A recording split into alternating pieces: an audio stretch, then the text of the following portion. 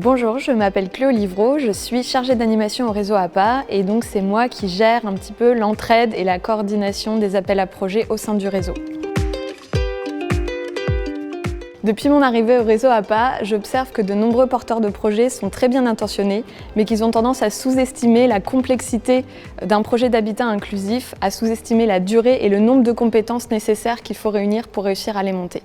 Et donc bien souvent, on a des porteurs de projets qui sont très isolés, qui veulent aller très vite et qui, par exemple, vont se concentrer sur la question immobilière avant de développer le projet territorial d'habitat inclusif. Et donc, c'est des personnes qui vont se dire « il faut que je trouve la maison idéale, la colocation parfaite pour réunir des habitants et faire de l'habitat inclusif ».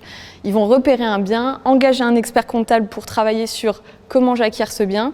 Et en fait, ils vont complètement oublier là-dedans deux personnages très importants, à savoir le territoire et les habitants qui peuvent co-construire avec lui sur ce projet, la question immobilière. On va avoir également des porteurs de projets qui du coup se surendettent pour acquérir sur fonds propres une maison et qui vont se retrouver avec une offre complètement déconnectée des besoins locaux et des besoins réels des personnes sur le territoire. Ce type d'écueil, c'est vraiment ce qu'on rencontre le plus souvent et qui empêche le porteur de projet de développer un véritable projet de territoire en lien avec des partenaires, en lien avec des acteurs qui à tout moment l'épaulent pour l'aider à monter son projet. Un troisième écueil observé, ça va être la tendance à concentrer pour le porteur de projet dans ses mains tous les services qui seront développés dans l'habitat inclusif. Ça peut paraître une facilité.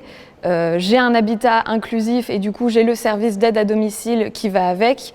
C'est moi qui offre tous les services, c'est moi qui vais pouvoir centraliser tout ça et du coup m'assurer d'une qualité optimale de la prestation.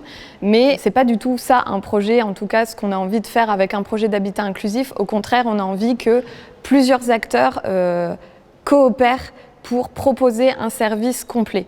Et donc, pourquoi aller créer un service d'aide à domicile de nulle part alors qu'il en existe déjà sur le territoire qui serait enchanté de pouvoir travailler avec le porteur de projet et amener à leurs professionnels aussi une autre vision de ce qu'est l'âge ou de ce qu'est le handicap.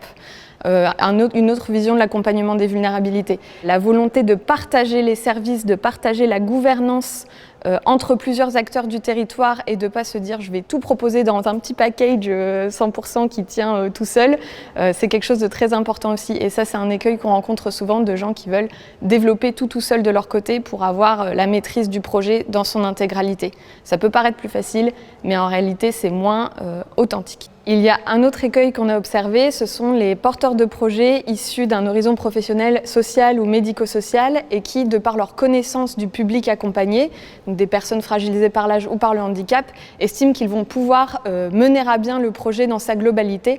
Or, pour monter un projet d'habitat partagé accompagné, il ne suffit pas de bien connaître le public, il ne suffit pas d'avoir été infirmière en EHPAD ou d'avoir travaillé dans le champ du handicap.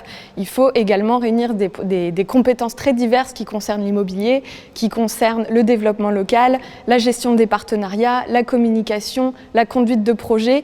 Et une infirmière toute seule qui est très bien intentionnée mais qui ne va pas avoir le réflexe de s'entourer d'une équipe multidisciplinaire ou pluridisciplinaire, ça n'ira pas très loin malheureusement pour elle. En résumé, un porteur de projet ne doit pas s'attacher spécialement aux questions techniques, aux questions pratiques. Il doit avant tout construire son projet pour répondre à un besoin du territoire, besoin qu'il aura identifié avec des parties prenantes, même si ça prend du temps, même s'il faut s'entourer d'une multitude de personnes qui ont des compétences complètement différentes de la sienne. Le jeu en vaut la chandelle.